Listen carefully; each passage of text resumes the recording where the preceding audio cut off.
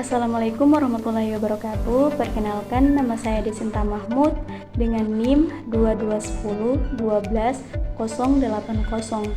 Saya dari jurusan Pendidikan Agama Islam semester 4. Video ini saya buat guna memenuhi mata kuliah Statistika Pendidikan yang diampu oleh Ibu Dr. Lian Geotaya MPD. Video kali ini saya akan menjelaskan tentang jenis-jenis data. Sebelum kita masuk pada jenis-jenis data, saya akan menjelaskan definisi data menurut para ahli. Yang pertama, menurut pendapat Mutiara, ia mendeskripsikan data yaitu sebagai sekumpulan informasi yang diperoleh dari pengamatan, dapat berupa simbol, angka, dan properti. Sedangkan menurut Margaretha Rahyuningsih, ia menyatakan bahwa data adalah angka, simbol, teks, atau gambar yang dapat diperoleh untuk menghasilkan sebuah informasi. Selanjutnya kita masuk pada penggolongan data yang berdasarkan sifat. Itu ada data kualitatif dan data kuantitatif. Data kualitatif ini merupakan data yang mendeskripsikan atribut atau sifat yang dimiliki oleh suatu objek dan diwujudkan dalam bentuk non-angka. Bentuk non-angka yang dimaksud dapat berupa kata-kata yang mengandung makna. Contohnya seperti hasil observasi, catatan dokumen, gambar, suara, atau video. Selanjutnya data kuantitatif, yaitu jenis data yang dapat diukur atau dihitung secara langsung, yaitu berupa informasi atau penjelasan yang dinyatakan dengan bilangan atau berbentuk angka. Contohnya seperti hasil pengukuran tinggi badan atau jumlah orang yang tinggal di dalam sebuah rumah. Selanjutnya ada data diskrit. Data diskrit merupakan data yang berisi bilangan bulat atau yang dapat dihitung. Misalnya jumlah mahasiswa kelas 5 adalah 25 orang.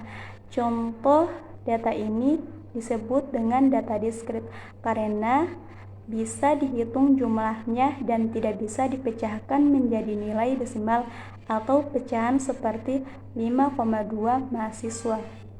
Selanjutnya data kontinu. Ini merupakan data yang nilainya diperoleh dari hasil pengukuran. Contohnya tinggi badan, berat badan, atau panjang kain. Selanjutnya ada penggolongan data statistik. Yang pertama itu ada data nominal. Data nominal ialah data yang cara menyusun angkanya berdasarkan atas penggolongan atau klasifikasi tertentu. Contohnya nilai data 1 itu diperoleh oleh laki-laki, nilai data 2 diperoleh oleh perempuan. Jadi laki-laki diberikan data 1 di sini bukan berarti laki-laki lebih unggul dari perempuan, akan tetapi itu hanya berupa simbol. Selanjutnya ada data ordinal. Data ordinal adalah jenis data yang memiliki urutan atau peringkat alami. Ini adalah data kategorikal yang dapat diurutkan sesuai dengan atribut atau karakteristik tertentu. Contohnya seperti tingkat pendidikan, kisaran pendapatan, atau nilai. Selanjutnya data interval.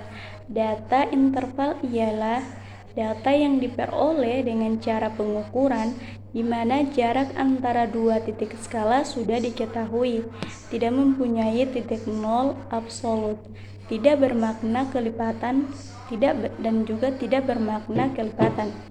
Contohnya misal usia juga merupakan variabel yang dapat diukur dalam skala interval.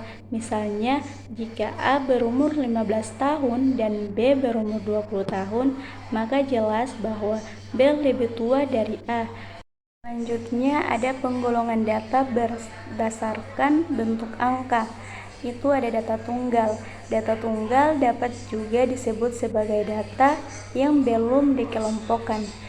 Misalnya data usia, data tinggi badan, data berat badan, lain sebagainya. Berikut data kelompok. Data kelompok adalah data yang sudah disusun dalam kelas interval tertentu. Data kelompok ini memiliki jumlah data yang lebih banyak dari data tunggal dan disajikan dalam tabel frekuensi. Yang terakhir itu ada penggolongan data berdasarkan sumber. Itu ada data primer. Data primer ini dikumpulkan oleh peneliti sendiri dan dapat berupa hasil observasi, wawancara, atau tes.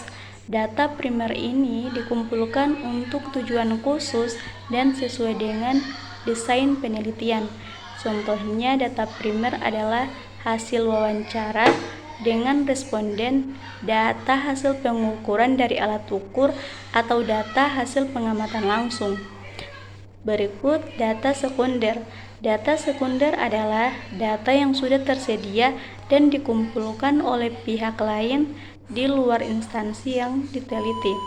Contohnya seperti data sensus yang diperoleh dari pemerintah atau data perusahaan. Sekian video dari saya. Assalamualaikum warahmatullahi wabarakatuh.